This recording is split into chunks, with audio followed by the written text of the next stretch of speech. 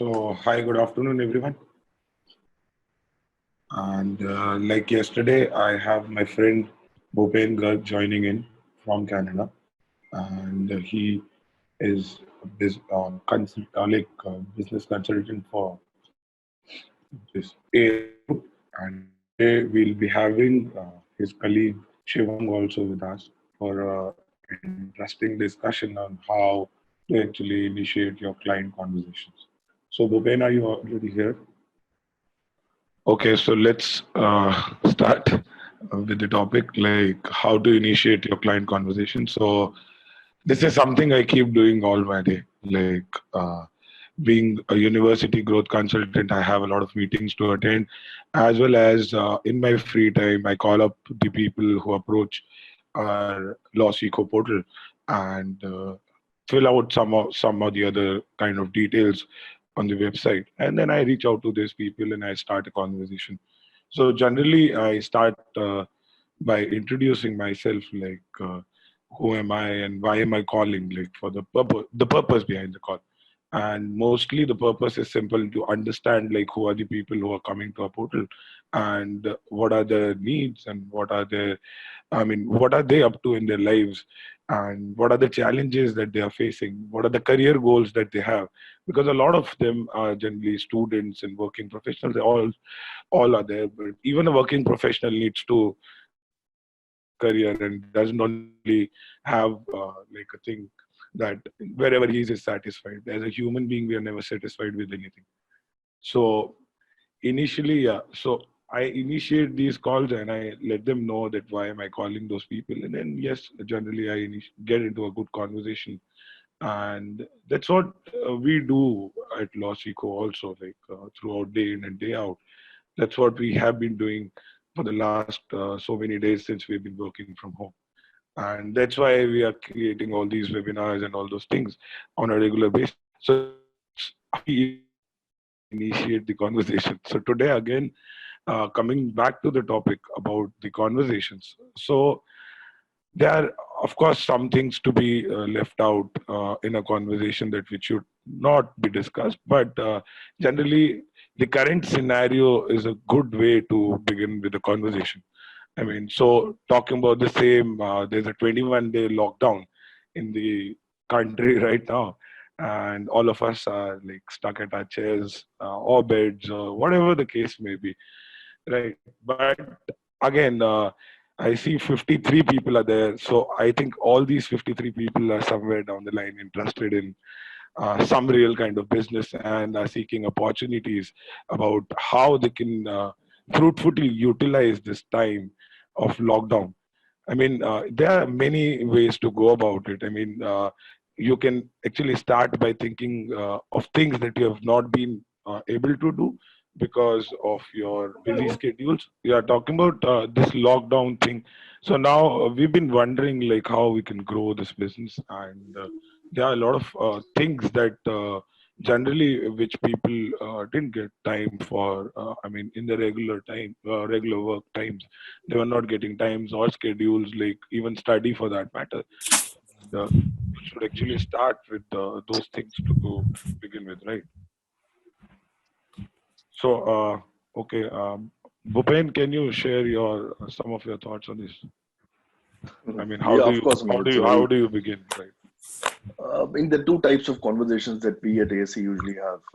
One is inbound, one is outbound. That is, like in your case, you receive some queries and then you give them a call and initiate a conversation. I think at that point in time, it's relatively easier for us to initiate any conversation, any sort of conversation, because we already know that the other person is interested in what we are selling. So at that point in time, what we at ASC we usually do is try to tell them what our company is and what our background is, number one. And then what we usually try to do is try to build a connect in the initial 5 to 10 minutes.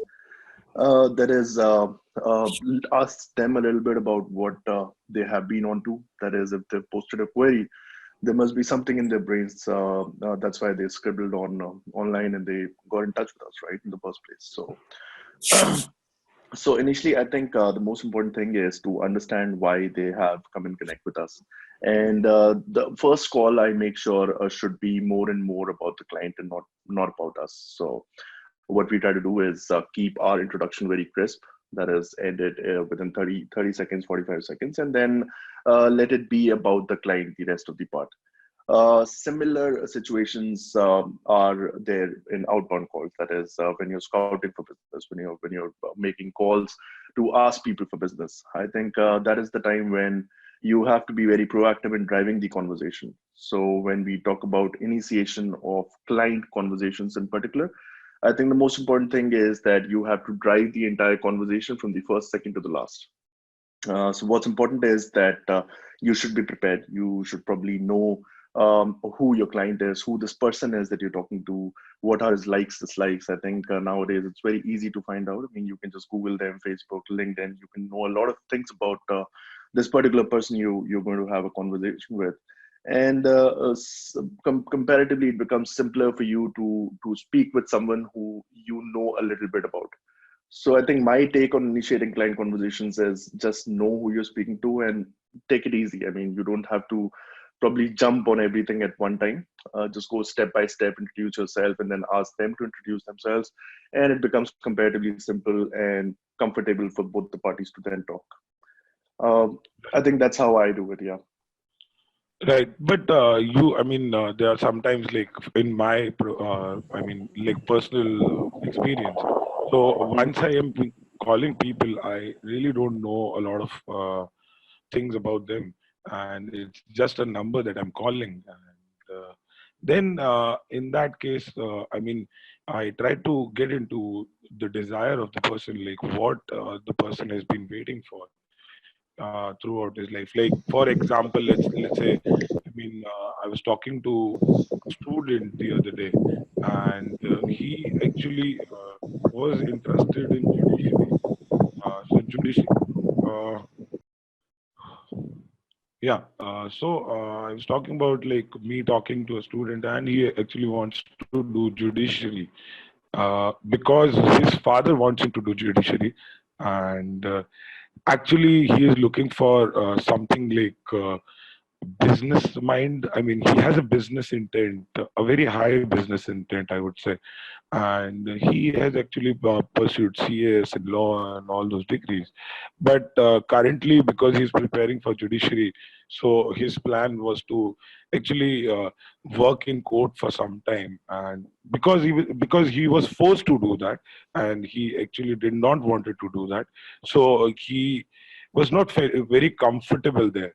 So Hmm. while talking, I figured this out. Like he was in a state of confusion, like where he actually he had this good habit of reading, and he was actually I mean, due to this habit of reading, he used to start feeling for things. Like someday he used to feel that I should go for cyber law. The other day he was IR. The third day he got interested in drafting of contracts. So all those things were there, right? After the whole conversation ended, even he figured out like all of this was happening because he lacked the strategy in the end about how to go about things, and he was actually being in a state where he wanted to explore a lot of things, but he couldn't because a lot of time you don't get that opportunity, right, to explore, and you are at a stage in your life like where you now need to fix things up. So yeah, I do those calls and I get into a conversation there, and sometimes there are calls where I think a solution to their problem is something of a practical learning that has been missing in their lives. If they really know like what is the kind of work that is carried out in a, I mean, let's say there's some person who wants to join a law firm. That is a most common thing that is there with the students, like all around, that they want to join a law firm. But they are 99% of the times, I would say, they are clueless about how they are going to join a law firm. They are clueless about the work that is required at a law firm. They are clueless about so many things, right? And to clear this confusion off, like whether they'll, if they go there, whether they'll be actually performing the tasks in a given manner and excelling at it, or whether they'll be just another, I mean, in the first place they would not go through, right? So in order to Mhm. be at a law firm, you need to understand what are the different activities that a law firm gets into, and then probably train yourself in one kind of niche, which gets you an entry at least to that law firm. And at the same time, if you go and tell the law firm also that let's say you are well versed about how a M&A transaction works, what is the structuring of a deal, how do you go about negotiations in a deal, and how and when a shareholders agreement and all those things, compliances, due diligences, all those things when they come into picture. If you, for the matter of fact, before entering or even applying to a law firm, if you are very clear about all these things, then yes, definitely you're in a better shape. So we most of the time like counsel people over these things only, like how they can actually achieve what they are looking for, right? So That's the best way to go about it, I guess, because the right, more you ask questions, the better the conversation will be. right. So if Yeah, you don't that's. know practically anything about anyone, then it's the best way that you keep on asking questions. But yeah, uh, I mean, people are reluctant at times also. They hesitate to talk. And that's because of the reason that they want to know the authority with which you're calling them, right? Or you're getting Yep. into a conversation with them, right? So if you are able to build that authority for yourself over, let's say, a short 10-second introduction or something about yourself and how you can actually relate to that person. So in that 10 seconds, yeah, it creates a lot of impact. And yeah, I mean, there's a lot to talk about all those things, right? I can see Because that. I mean, yeah, this is my daily schedule. Yeah, I love doing this. That's how I got into all of this, right? In the first place. I mean, I wanted to interact to a lot of people while I was working as a publisher too. And with this shortage of like, I mean, limited number of copies, me being able to publish, I couldn't reach out to a lot of people. Like, I mean, but yeah, again, at that time also, I had clients. Those were law firms. I had clients who were, let's say, the companies. I have even like served libraries for like I provided books to even Trilegal and Amachand and all those law firms too, Hmm. while working as a bookseller. So I had to interact there as well, right? So that reminds me of a point. So I was told about the same once in my life that there are two different things in actually sailing. One is order taking, right? Let's Hmm. for this example, I would say like for this, the best example is of a kirana shop. A Hmm. person going to a kirana shop and asking you to, let's say, um, Dettol and Dettol hand soap, maybe. So the retailer or the kirana person says कि भाई Dettol नहीं है, आप एक काम करो, आप Savlon ले लो, Hmm. ठीक है? That is actually one kind of sales, right? Which Yep. a lot of people are doing. And then the other side of the sales is consulting people, how you can make them grow, how you can get that value for them, what is their lives, and you help them achieve that value. That's the kind of, I Hmm. mean, things that you do, right? So, what's your take on this, Bhupen? Well, the way I see it is there are only two types of sales or two types of client conversations that you'll ever have in your life. One is B2B and one is B2C. So, yeah, I mean, it's a very general categorization. It's very simple that either you're speaking to a customer who directly buys from you, or Yeah. you're speaking to a business who eventually will have a lot of B2C conversations involved and then conclude or maybe come to a decision. So, when we talk about B2B, what we always should be keeping in mind is that it's very important to know when it's B2B, it's very important to know the business itself.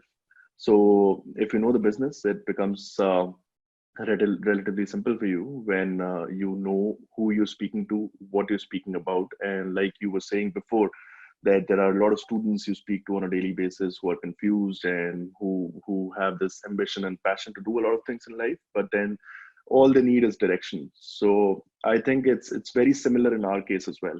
When we talk to a B2B client, they look out for a lot of service buffet options. You know, they want to solve the problem, but in multiple ways that they have thought of. So our job is to drive the conversation. That is, you rightly said that the first couple of minutes or maybe 10, 15, 30 seconds, when you position yourself in a place where you have the authority to tell him what's right and yeah, so to basically position yourself in the place of authority, the only required thing is you have to be confident while you start the call, while you're at it. So I think starting the call with confidence only happens when you know what's going to happen in the call, or at least you've predicted something. The way you will know how the call will go about and how you can drive the call is to basically know the questions that you're going to put up. So if you let the other person on the call or the client to drive the conversation for you, that is, ask all the questions and you will be on the receiving end, then it's going to become very difficult for you to judge whether the call is going the right way or not. So what I think is that even if it's P2P or P2C, there has to be a format to a client conversation. It doesn't have to be very complicated, of course. All you have to do is just have a couple of questions, or maybe 3 or 4 or 5 questions with you that you have to ask the client in order to shape the call. So shaping the call, I think, is the only outcome that you should be expecting out of any client conversation. And it doesn't have to be only on the call. It can also be face to face. So when you're meeting a client, it's very important to go with an agenda. Look, these are formal conversations. These are not conversations that you have with your friends. So it cannot be open and always. Right. So the most important thing that I keep in mind is that there should be an agenda within my mind, if not on the email, that these are the things that I want to know about the client. Only after which I'll be able to conclude what kind of tailor-made services I can give the client. So if I can give like what consultants say, right? Lawyers and chartered accountants, we have different services for different businesses. So in order to make them different, we certainly have to know what the problem is, where the solution lies. And in order to know that, it's very important to ask questions. So you should be ready with questions, I think, even if you are in a meeting or a call. That's the only thing that matters and nothing else. I think we can loop in Shivang as well, and he can give us his thoughts on how he shapes client conversations in India. He's my Indian counterpart, and he looks after all the embassies and government business that comes from India through Canada. Sure. Thank you for your time. Thank you so much, Bhupen. And of course, I would be seconding the thought that definitely we do need a strategy whenever we go in for a conversation. So I totally believe that first we need to identify the key players that we need to tap on. We should know who we are speaking to, because if we are going on blank, then of course the probability of that conversation going in the direction we need is very limited. So first we need to identify what we are speaking to. And second, we need to do the basic research on the business maybe, so that you know what the conversation is all about. So for example, ASC, we are a financial and a legal advisory firm. And if I am going ahead and reaching out to a client, I should know that, am I reaching out to him for financial services, or is it some legal assistance that he's looking out for? Or maybe we can help him grow his business at this point of time. So that's very important. Second, we need to identify maybe a couple of weaknesses of the business, so we can ask him probing questions. That's very important. We need to ask him the questions like, okay, are you already taking these services? Or maybe how happy you are with these services that you're taking with XYZ people? And, what are the problems that his business is facing at this particular point of time? That's the basic thing that we need to learn. Apart from that, my simple philosophy is that whenever I am going out for a call, I should bear a smile on my face, even though the other person is not with me over a video, but just the vibe of a smile makes a lot of difference. So start a call with a smile, have your own space to walk around. All these small little things do make a really big difference. Definitely. It definitely does. It definitely does. Right. That's a good point. So, okay. So I think like a few days back only, and I was discussing this with Abhyuday, who is our co-founder and renowned, faculty member for us as well. And I was talking to Abhyuday about I'm facing some sort of difficulty in the calls that I don't understand. why is this not? I mean, I'm having a good call, but the people are not converting. People are not giving me business. So what do I do, man? So Abhidev was like, Mayur, he sent me a video, okay, and he told me like this is what you need to fix. And you know what? Those were just 3 letters. Why? If you get into a person's why, then it's very easy for you to understand like why is he actually wanting that thing for him, like why is he looking for that solution. And it gets very easy from there on. I mean, if you can actually understand why a person wants a particular thing, and then if you drive the conversation accordingly, then perfectly, I mean, it has to be there, right? Okay. Absolutely, absolutely. So what we need to focus on is that we are the solution providers out here, and we are not here to give you a service or sell you a service. All we are trying to do is that there is a problem, and we are there to solve it. Absolutely, absolutely, and that's how it should be. I mean, if we go about doing different things. Hello. Yeah. So if you go about doing different things, then it gets very difficult, right? I mean, difference we talked about like the order taking part and consulting part, right? So in the consulting thing, you can never go about that direction, right? Okay. So I have a people introduction from a lot of people. So let's just start introducing everyone. Okay. Uh, so this is from Prashant Mane. He's from Pune. Hi, Prashant. And this is from Advocate Abhijit Katraj from Ahmedabad. Hi, Advocate Abhijit. And he's Rohan. He's Rohan Soni from Bhopal. Ishwar from Andhra. It's Henika, currently pursuing law from Ahmedabad, Gujarat. Ronak Mathur from Udaipur. Hi, Ronak. Mayank Gupta, practicing mainly in Delhi and Chandigarh. Ishwar, I'm a student of Andhra University College of Law. Hi, welcome. Anubha from Bangalore, litigation lawyer with independent law practice. And Siddharth Agarwal, who's a criminal lawyer at Pune. Bhavpreet, who's practicing in Chandigarh. There's Sumit, who's a commercial attorney, come CA, having independent practice in Delhi. Wow, Sumit. I think we had you yesterday also with us. Srijita. I am Srijita Adak from Kolkata. Bhupen. Kindly, Sumit has a question for you, Bhupen. Kindly indicate what are the most salient 3-4 questions as well. Are we done with the introductions? Okay. There are more introductions to go ahead with, but yeah, please take the question right now. I mean, it's there already. All right. Hi, Sumit. We meet again. It's good to know that you've come back for the session. I'm not sure it's going to be as interesting as it was yesterday. But anyways, I mean, these salient 3-4 questions, I know I was speaking about these couple of questions that we should keep in mind before we make a call or go meet a client. I think these questions totally depends on what kind of client we are meeting. So let's just keep it generic, and let's just try to say that whenever you're meeting someone, one question should always be about the business that they're doing. So you, for example, you are a commercial lawyer and a chartered accountant, and you have your independent practice. So for me, the most important question to ask you would be, why did you, being a lawyer and a chartered accountant, what advantage does it give you to run your own independent practice? And is there a specific service that you're currently offering made you do these 2 courses?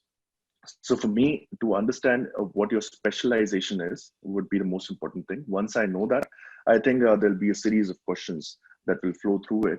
And since you will be the one who will be telling me what kind of specialization you offer, I'll probably just stick to it, and I'll ask more questions around it that will help me understand what kind of person you are and what kind of practice you run. Once I know that these are the 2 most important factors that I needed to know before I had this conversation with you, I think that's where we start. And once I know what you're exactly trying to do, I think that is when I try to find a common ground between the both of us, where I tell you, you know what, I'm trying to do the exact same thing that you with your practice, you're trying to do in Delhi. We are also based out of Delhi, and we're trying to do the same thing. Let's just join hands and efforts and try to do something together.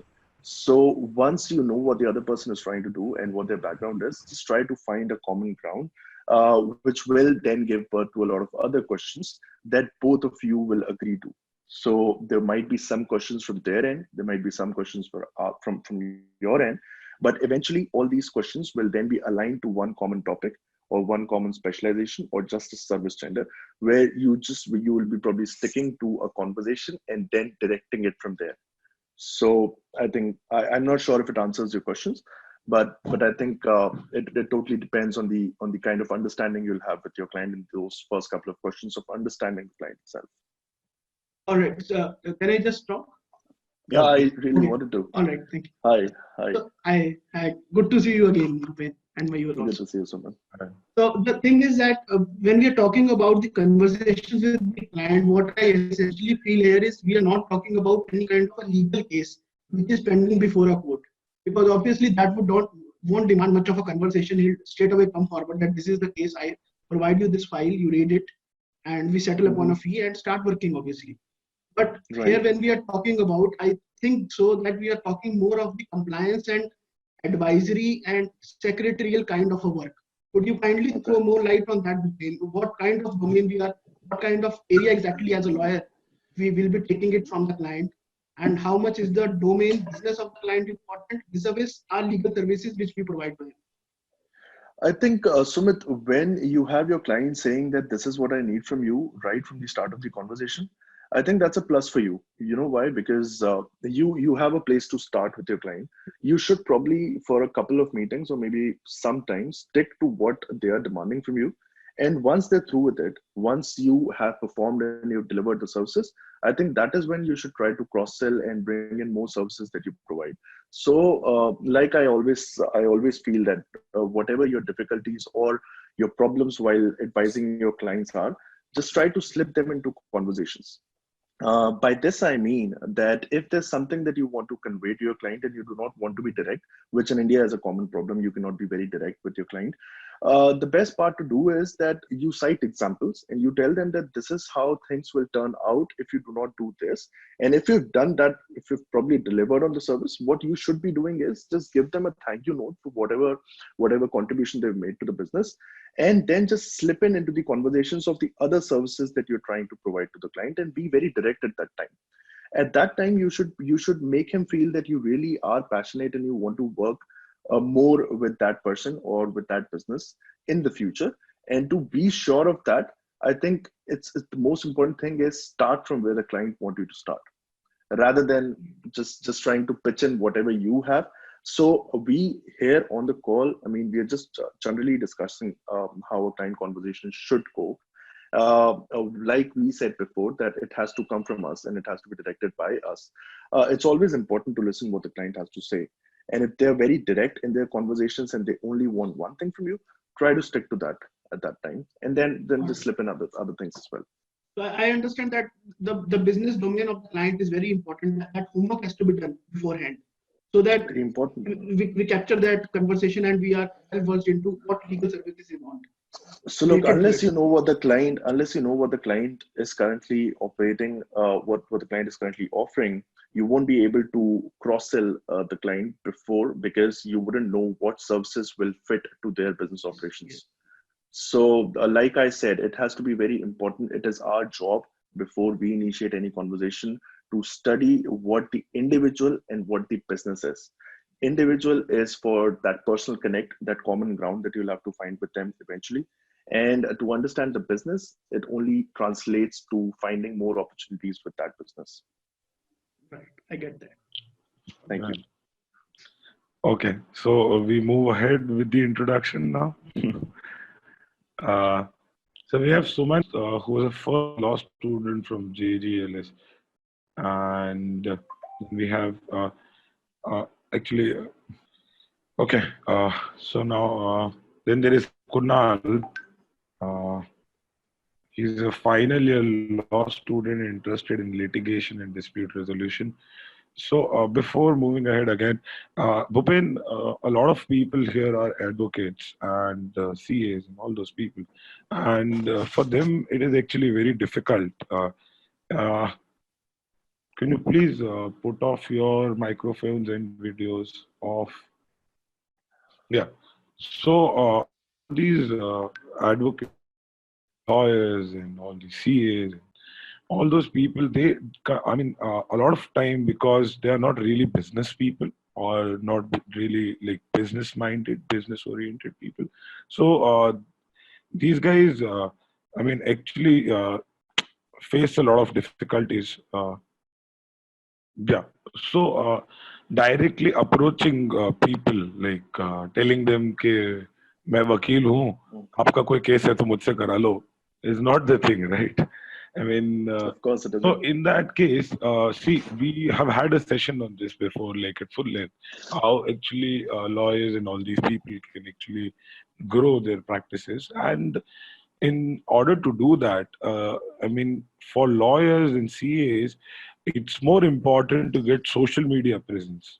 I mean, once you get that social media presence and you start telling people what is the kind of work that you do, you start sharing about the work that you're doing. Let's, for example, say I'm doing some case, like working for on a case, and there's an interesting finding about this. Every case is interesting for that matter. I mean, something or the other has something or the other learning in every case is there. So you can start by sharing those learnings around with people. You can start writing about those things. And once you're doing that and you are into a real process of doing it, things regularly, you keep updating those things on your LinkedIn profile, your Facebook, and even for TikTok, for that matter, is not a bad option to go with. And then if you start Okay. marketing yourself, yeah, there have been, I mean, Bhupen, there have been instances where lawyers have shared their TikTok videos, and by simply saying that you can ask me any, take any consultation from me for $2,000, and they've been making like a lot of money out of it. It's It's some interesting. serious business, yeah, because they are telling people what is the kind of work that they do, and people nowadays like it's more relatable if they watch a video of you or they find a social media presence of you. They see you regularly interacting to everyone about things that happen.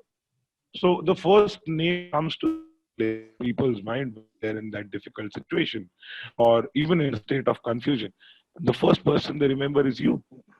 And that's how you can actually, once the person is approaching you, then again he's your prospective client again, right? So in that Yep. situation, the client conversation of course has to be initiated in a different way, right? I mean, you start understanding their problem better, and then again, like as I said before, you need to understand why they are facing that issue. I mean, what is the Mhm. actual reason that somebody is facing that issue? And you need to make them comfortable in a way that they say their hearts out. Until and unless that is done, you would not be able, I mean, you would not be in a position to do justice to what they were seeking from you, right? So again, Mhm. I mean, there's one more learning of mine which I want to put here, that you have to give people value, and in a return you can only expect like some proportion of a return, right? You cannot get the whole value. Like for example, you are offering something to someone, then you need to understand that you will be getting only a part of the value that you have generated for the other person. But at the same time, you need to generate that value, and in order to generate that value, you need to know that person very well, understand that person very well. I know, Bhupen, you also at ASC deal with a lot of lawyers and CAs and all those people regularly. So I'm sure, I mean, it's not always a business conversation that you guys have had, but Mhm. in like a normal conversation, you get business, right? Yep. It has to be That's a approached good way that, to express it. uh, Yeah. that's the better way to approach like your prospective clients, rather than just being there and saying कि मैं वकील हूँ, मैं divorce के cases कराता हूँ, अगर चाहिए तो मुझसे कांटेक्ट कर लो. उसमें भी शायद कुछ लोग आ जाएंगे, but I'm not very sure justice doing those people. It's not only about selling to people, it's about generating that value for people. and it's not a very big difference to understand, but once you understand the difference of generating value and actually asking people for money, things become very easy for you to take forward, right? Because Yeah. until unless the client that you are talking to and you being the person, if you are not on the same page, things are never going to happen, right? So you have to struggle to that part where you get along on one page and on one point, on the same note, as we say. So that's very important for me, like in every conversation that I have with people. And yeah, so Bhupen, can you share about, share some examples of your client conversations? And mind you, I want you to share those initial conversations that you had with your clients and not uh, the latest ones, right? of So, course, of yeah. course. I'll try to be honest with you guys. I mean, like you said, these chartered accountants and lawyers, they're professionals, right? I mean, you guys are in the game and you know how law works, you know how finances work. The reason that people like me, who are just MBAs, are in the business of selling is only because we kind of think that just build a connect and life is simple. I mean, we don't have to get into the complications of how to solve a case or how to fight for it. All we have to do is just speak our heart out and just tell them that, okay, we are very honest and we really just want honest business from you, nothing hanky panky, and we just try to give you the best we can. I think the biggest threat that I personally feel for my career per se would be with these chartered accountants and lawyers would be from these people, because lawyers and CAs, they have graduated. It's not like the past that they're very good with numbers or they're very good with reference cases. Uh, like you said, TikTok, I mean, that's new to me, but that's something that people have started to do. So lawyers, these professionals, they've graduated to being open, to being participative in the society and building connections like we were doing previously. So I think I think the biggest regret that I have as a salesperson is not having a qualification as of now in my career, because what I think is that if you have that domain knowledge, which is really required in the longer run when you have a connect with the client, if you don't have that, it becomes a problem.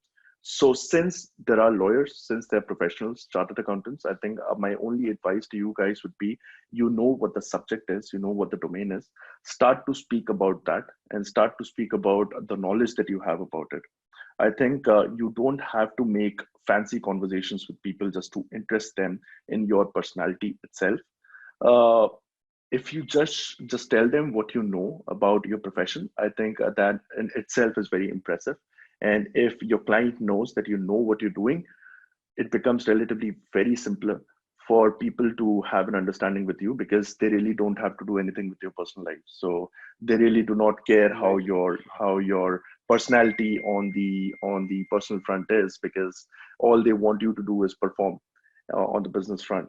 So I think for me, initially, coming back to what you asked me, initially it was very difficult, because for us, learning new things, we're very reluctant. I mean, being salespeople, we are very monotonous to selling and expressing what the qualities or USPs of a product or service are. I mean, for us, we don't really try to get into the product and get complete know-how and knowledge about what the product could be and how humongous its sales figures can be. We are relatively on the top peak, where we just try to sell and get rid of it.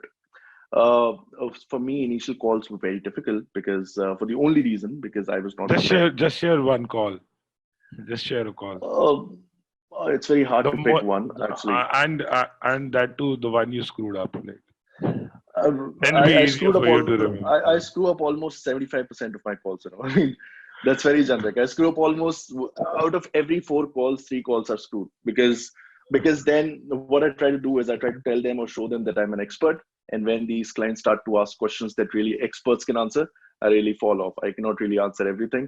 So that's when they get to know that, no, this guy, he was fooling around, because he didn't really know what he was talking about, unless we caught him. So what I learned from that is that you should only be speaking about things that you know, rather than just throwing an impression of telling people that you're an expert for everything. I think from the last couple of years, I've been very honest with people, saying that this is what I do and this is what my company do. We are two different people. My company is a different entity altogether. They have the expertise of doing all or providing all these services that we offer. I do not have that. What I have is a human connect. I can connect with you on different grounds, on several different conversations, but I cannot be the person who give you the right solution at the right time or at the time that you need it. But I'll make sure that you get it through the team that I have in India. So it's the most important thing is to be honest. If you start to say things that really aren't that important, or it's you just say it to impress someone, I think that's where it starts to get bad, and some or the other time eventually you're going to get caught and it's not going to be good. So yeah, screw ups, I mean, just try to avoid them. The only way of doing it is being honest and just telling or sticking to the point. That's why in the first, I think when we started, I just told you that there has to be an agenda to call. Just try to stick to the agenda. Don't just move around and try to be more, try to establish more connect than needed. One relatively point, which I remember we have discussed this before with Bhupen and me on our chats, that I used to tell everyone my date of birth and my wedding anniversary. Why is that? In all the conversations, in all my business conversations that I used to have. And then I think, was it you, Bhupen, or maybe my friend Nitish? And he Definitely told not me, me. I was there for this I was at a meeting and discussing about a project that we were supposed to do. And evidently, the person said that we can initiate that in the first week of December, second week of December. And I was very upfront about things like, second week of December. No, I can't do that. I have my wedding anniversary. I have my birthday. I'll be flying out. I won't be available by then. So that's when he stopped me to use such things in conversations again. And I mean, have that kind of maturity. I think I was not matured enough to understand what should be said, what should not be said. And maybe, yeah. It will only come after you make mistakes, right? I mean, once you're through with all these mistakes that you've done in the past is when you'll feel that you're an expert and you can probably Right. handle calls. So it's very important to make these mistakes initially and not be reluctant about speaking of what you do to people. So it's very important to communicate. Just try to initiate conversations, be it your client, be it your reference, be it your friends. Just tell them what you're doing currently, and the word will pass. The word will pass around eventually. I mean, people will know what you're doing. They will only know when you tell them. So it's very important that you initiate these conversations. It doesn't really matter how. You will eventually get there. I mean, you will learn out of all these hundreds of screwed up conversations. You'll know that what the right one is. So yeah, I think there are a lot of questions I can Right. see on the group chat. Mayur, I just wanted to clarify one small point that I was not wanting to say in any case that we go and ask the people that give us work, we are lawyers. What I meant to say is that as a lawyer, we have a chunk of litigation work, and Right. the clients ourselves come to us. It's a pull kind of a mechanism. For example, we visit a doctor ourselves. So when a client comes to us and he says that this is my litigation case and here is the file, and read it and tell me your fees, the conversation is not much. It's more about how you perform tomorrow and what fees is decided upon and how best you read that case. So here what we are discussing is more of the non-litigation kind of a work is what I just wanted to say. Right. So, if you can start with not thinking about why, I mean, you can start with the conversation by why the person has approached you, and why is he only approaching you? What is the reason behind those things? So in that way, I mean, it would not be only about your fees, the kind of work that you do. You get a background about things, you start a conversation, and then incidentally the person ends up getting, or let's say for that matter of fact, getting you more work, means more revenue to you. And Yes, yes. that's the problem, right? Most of us, what we do is, koi aaya, okay, this is the case, and falana person has given you a reference and Uh, come for the case, and I've come to you. You tell me how much will you charge? So we straight away tell those mhm, guys the fees. Okay. सीधा बोल देंगे कि अच्छा एक agreement draft करना है, let's say 11,000 रुपए का बात, मैं 11,000 रुपए आप दे दो, 5.5 अभी दे दो, 5.5 अग्रीमेंट डिलीवर होने के बाद दे दो, ठीक है, तब रजिस्ट्रेशन वगैरह आगे का और काम चल जाएगा, right? uh, but that should not be the case. You should get into the problem and try to solve it. That's again like order taking that we were discussing. कि किराने की दुकान पे आए, आपने उसको बोला ठीक है ड्रंक ड्राइविंग का चालान नहीं छुड़वा सकता हूँ, लेकिन तेरी शादी का रजिस्ट्रेशन छुड़वा सकता हूँ. It's that kind of sale, right? You have to decide what kind of conversation you want to get into, mhm, right? The agenda should be clear that every person coming and approaching you or any person provide that value. Show them the value that you have, right? right. Until unless you do that, doesn't make any difference to anyone, right? Right. That's what everyone has been doing, and that's why I was talking about these conversations only, where I Mhm, mean lawyers go about doing those conversations, and that's where a lot of lawyers get it wrong. Whereas being a lawyer or being a chartered accountant, you don't want to. I mean, this business term which I learned, it's called lifetime value of a customer, right? So this lifetime value, you don't want anyone to come to you just for a mere one agreement only, right? mhm, You want to be that one person who's dealing with all the stuff for that person, right? right. All right. I hope I clarified what you wanted to No, no, sure, sure. know. Yeah. Okay. Okay. So it's already 3:50, and a lot of people have written their introductions. I think there are a Can lot of you, questions as well. Sumit? Yeah. So okay. So Raghav is there. And then Kunal, hello everyone. I've already introduced Kunal. Hi from Assam. Kalyani pursuing fourth year law student of NSS Law College, Kerala University. Hi Kalyani.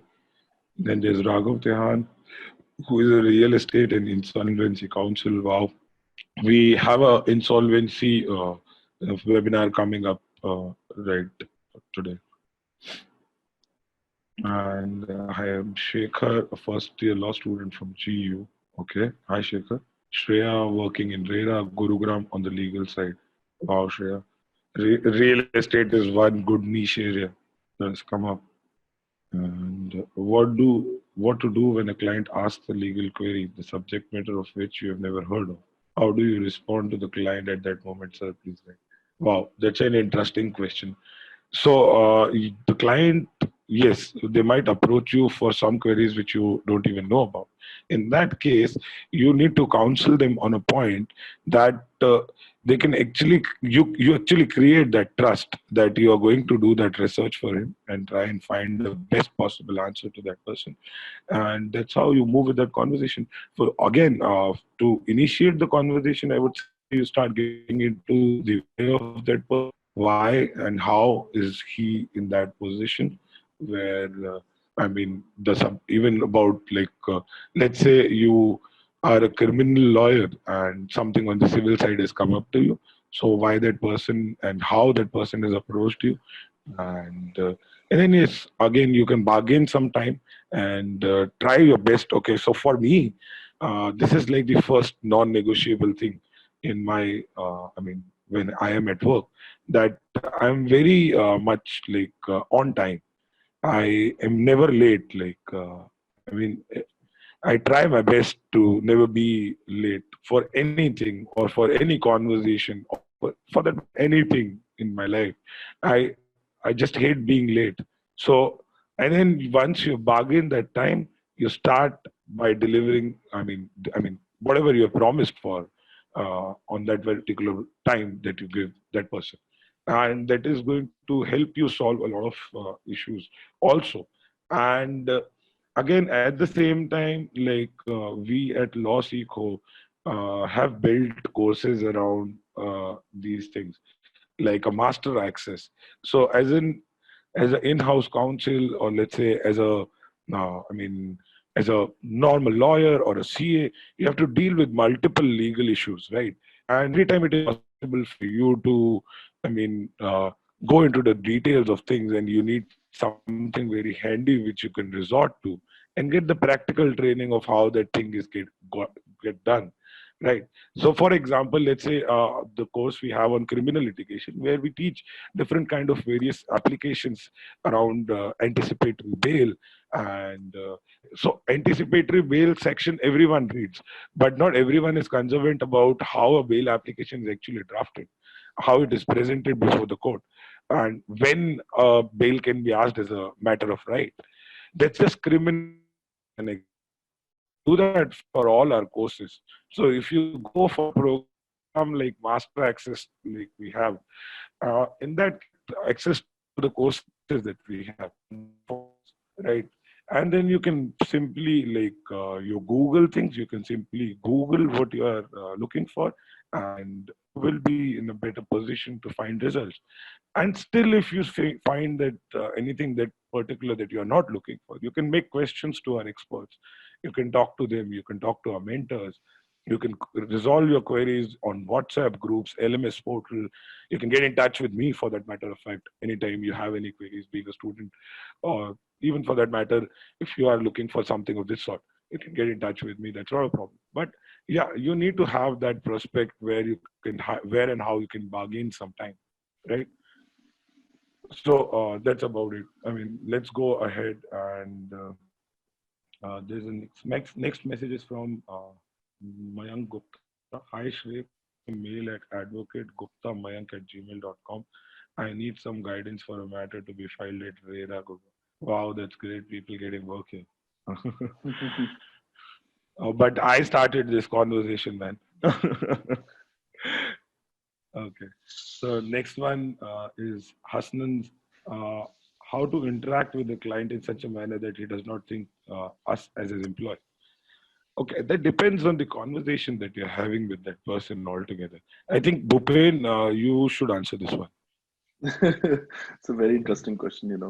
I mean, initially when I started off, that was the biggest problem because I used to be so scared of these calls that whenever I used to start these calls, sir, my name is Bhupen. I'm calling from XYZ company. Do you have a moment? Can we speak?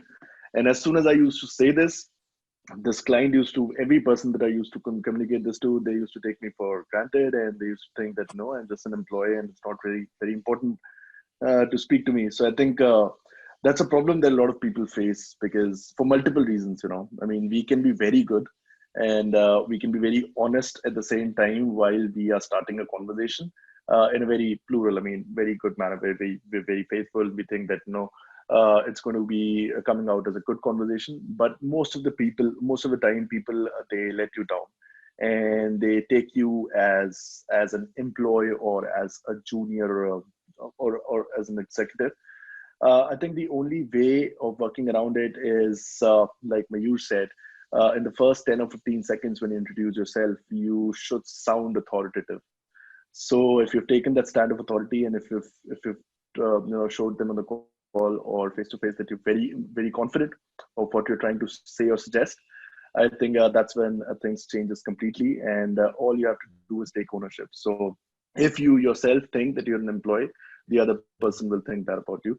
If you think that you're doing it for yourself and it's your own practice and it's your own business, I think sooner or later people will realize that, and they'll treat you not as employees, I guess. Right. Okay.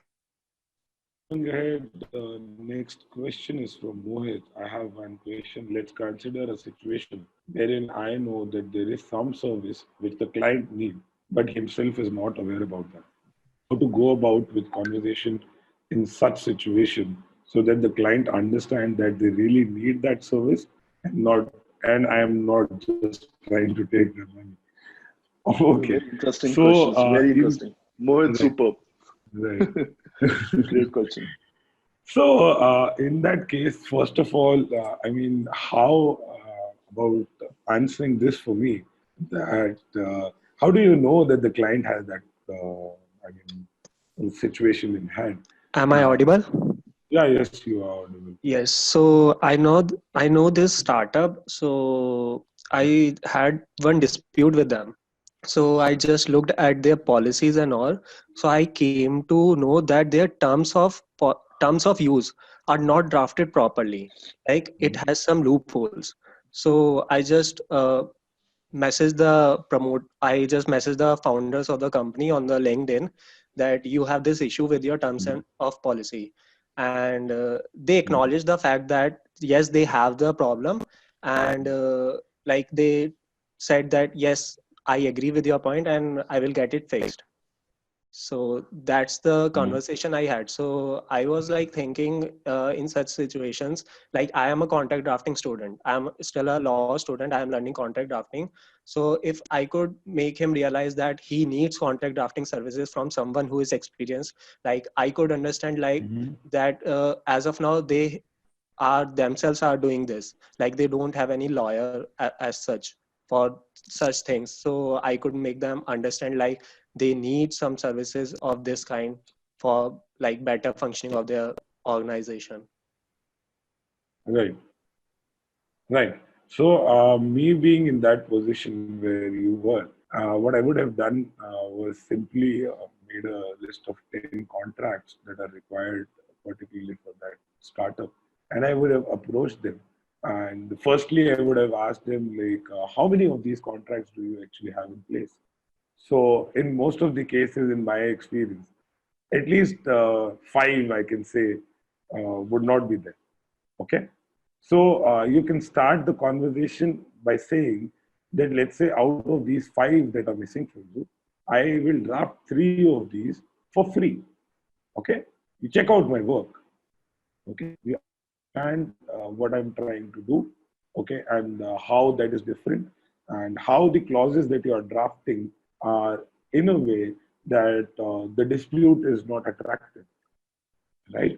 And how, in your words, like you are actually drafting the agreement or the contract in a way that you, in spite of negotiating over things, are not actually negotiating, right? So you need to understand. I mean, you are a student of LawSikho, and contract drafting, of course, all these things. So if a person in this way, and then if you go about highlighting, like, okay, now let's say these five are done. Okay, the other five that you have, okay, let me just charge a simple amount of money for you, and let's say maybe 5,000 or something, and then I'll actually fix up all those problems in all those contracts with you, right? So that would have made more sense to him. I mean, you directly telling him that this is not there. Okay, so people repel, right? You never do that. You don't go there directly. Okay, you understand how it has to go. There has to be a flow to things, right? You cannot simply jump conversations. Okay, Right, I perfect. hope, right? I hope that resolves it. Okay, going ahead, Mohit, I believe you need to tell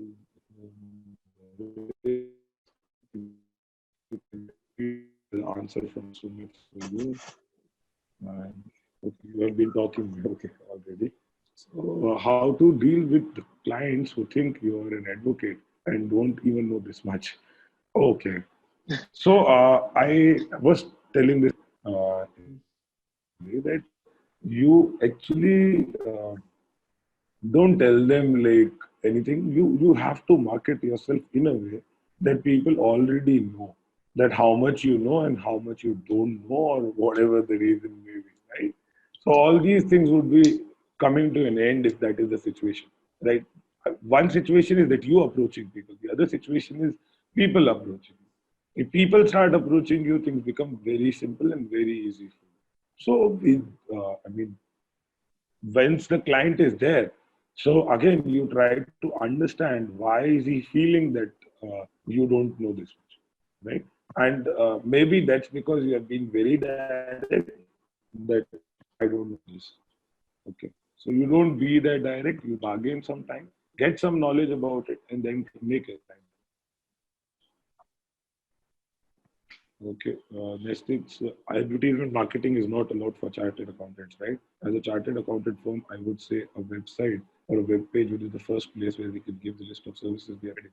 The first thing the client should be aware of what kind of services we are going to provide and what are the consequences, but the positives, risk, threats, or the issues to explain as a professional. We should get the relevant details and all particulars regarding issues from the. Okay, so I know where this is headed to.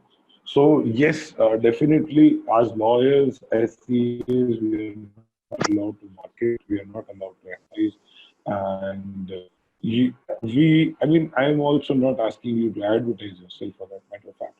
What I'm asking you to do is write some articles. Start sharing about the kind of work that you're doing with people. Maybe it's over LinkedIn, website, yes, definitely with good SEO and everything. A website works more than anything else. Will listen for that. People nowadays Google things before they actually start approaching this thing. Or people. So all those things are there. So marketing is not saying that you go out there in the open public, put a banner or poster of your name and let everyone see you are a chartered. But yes, at least start sharing the perfect knowledge or how you have been actually delivering solutions to your clients. So in that scenario, it will be much easier for you to relate to those people. Okay. Then Sumit Mohit, okay, ASG advisory. Hi Bhupen, could we please tell what should be the initial conversation to penetrate or to pitch before a client who is already availing services of lawyer of CA? It's important in times of competition. Please throw light, some light. Bhupen, please. It's the Yeah, perfect. I think, yeah, it's a very good question. Let me tell you, ASG advisory. Hi there. I think that's a situation that my colleague Shivang faces a lot. I mean, we go to meet we try to meet almost every big or small business that is there in Delhi and Noida and NCR. And almost everyone has someone they know who is a chartered accountant and who's a lawyer who is already giving them services for almost a decade or maybe a couple of years or 5 years. They've built that trust, that layer of trust with them. So I think to break that monotony, it's very important for you to realize them that what value proposition you have for them. So they already have the trust, the faith, and the comfort zone that is required for a successful running business with the existing lawyer or a chartered accountant.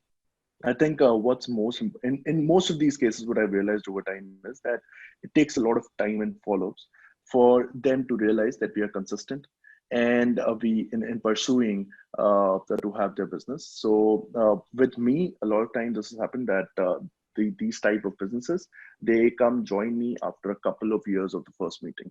So it usually takes between 1 or 2 years to build that trust and regularity and confidence in front of the client that we are there to stay. And like they have their existing vendors who are there to serve them from a long time, we will also be there in the future for a longer time. And for them to trust us, I think we should not show that we're very desperate and only talk about the business that we're expecting out of them. It's very important to be there for them. And it's very important to meet them regularly. So what I try to do is in such scenarios is meet these type of clients on a regular basis. That is every 3 months or 2 months, I go and give them, say them hi, shake hands, and let them know what's happening on my end, and probably ask them what's happening on theirs. So this continuity helps in a longer term, and it compels them to feel that since this person is there with me from a year long, he's been following up with me, let's give him a chance. And the best advice at that time when he considers doing business with you is giving them competitive pricing. So just try to give them prices that are lower than the other end. If you're not able to do that, just stick to what you're trying to have them pay, and they will fall into your bucket. Just be patient and give it time. So, and adding on to just Bhupen's point, I just want to point out one more thing, that your research is very much important as well, because there might be a CA that whose services your client might be taking for over 5 years or 10 years, and that CA might not be aware of something new that is into the market. So it's very important for you to go out to them and ask them questions in every meeting. like, okay sir, आपका GST कोई और कर रहा है, कोई problem नहीं है. How about your foreign tax policies? Who's taking care of that? So, just with every new meeting that you go into, you should be asking something new and have a better conversation. Right. That's a good point. Okay. So there are a lot of questions today. So if we are not able to answer all of them, I'm sharing my number in the chat, and you can get in touch with me. I'll be more than happy to make a conversation with you too. And even like I'm there on Facebook, there on LinkedIn. You can get in touch with me, and I'll be more than happy to answer your question if I am not able to answer it here. Okay. And if you have like going ahead, you want me to like you want to reach me out for any particular advice that you're looking for, I'll be more than happy, or any which ways. Okay. So is this one important question mentioned is a very important question from Advocate Saurav. He says, how do you deal with clients who reached you to engage after already meeting with an advocate? Wow, that's a very common problem that advocates face. That the client has already into a lot of people, and then he approaches you. In that situation, I think it is very important to understand why the client has been running different places. What is the point that he is not getting satisfied with? I mean, the other advocates. I'm one advocate can like a client can have a bad interaction with one advocate, two advocate, but if he's having bad interaction with, let's say, 5 or 7 advocates, then there has to be something, right, which needs to be figured out, like why it is there in the first place. Okay, so this is the way I think this situation should be approached. I have a small question. And the next question is over. Okay, you can put that in chat, Raghav. All right. I think we are already past time. Yeah. Okay. Why should the client choose you over others? Okay, that's very much a question, like why the client choose you over others, because the value that you're generating for your client. Okay, and your client needs to have that faith in you after having, let's say, 1 conversation, 2 conversation, 3 conversation, or even for that matter, your presence being the thing for him. That I mean, he should be satisfied, like in all aspects, and he'll be satisfied. And the way you approach the client is again a matter, like why he chooses you over others. And I mean, there are many factors to go with, like why a client actually chooses you over others. And mostly, yes, I would say it depends a lot on the conversation that you have with that client. And I mean, even if he is not engaged with you at the moment, because of the conversation you have had with him, he might just come to you whenever he faces any issue of that sort again in the future, because that's very likely to happen. Okay, going ahead, this Shishir, LLB first year, Faculty of Law, University of Lucknow. Hi Shishir, sorry we are introducing you so late. Can you please explain on master access on courses of LawSikho? Yeah, I can surely do that. I am just writing my number in the uh, chat below. You can get in touch with me, as it is the master access enrollments are not open on the website. And let's get into a conversation. Let's try and understand why the master access helps you, and then I'll be in a better position to suggest things for you. Okay, how to identify. uh, by the way, that reminds me, we have open master access for our corporate friends, and there are 3 different price structures that are there for the master access program for the corporate friends. And you can start availing like a full-fledged one-user master access for your corporate firm or your company at 1,20,000 for 4 years access. Okay, and to know more details, obviously you can contact me. How to identify prospective clients, as some people are just come for gaining knowledge and actually work with someone who they know or referral made to them. They cross-check the advocate and the alleged. Okay. I want to answer this with an example. Uh, so a lot of people like at LawSikho, they also approach us just for the sake of downloading free sample materials, right? Until unless we provide them that sample material, they cannot get sure of what the value that is generated in the full course, right? So it is very important in the initial phase that you give them that free knowledge that they are looking for. Until unless you give them that, they are never going to come back, or they are actually never going to be your client. So if somebody is seeking something from you, I think you should make the best possible effort to give him that. And that's again the case with advocates also.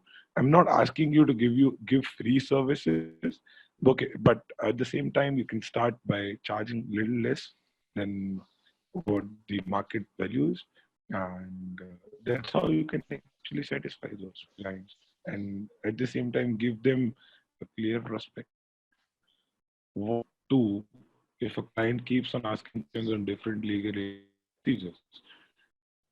Okay, so Christopher, there are regarding that, and a legal procedure is every time it is detailed and not very easy. So, I mean, if there are different legal areas, yes, again, as I said in the beginning, there are other things too to resort to, but that requires a lot of research and all those things. If you have something like a master access program like ours, then definitely in that case, you can just simply search it out and actually, like on various legal areas, like I mean, we have different areas covered too, like fintech regulations, like the cyber law, like how and what should be the procedure in case of cyber phishing. What if somebody has actually, I mean, stolen money from your Paytm wallet, and all those things are covered in different courses. And that's how the client will not always approach you for one single thing. He might approach you for multiple purposes also. That is the reason there is, practice has also grown only to a specific point in the beginning where it was like only the civil litigation. Now they are open to multiple practice areas. They have been dealing with real estate laws also.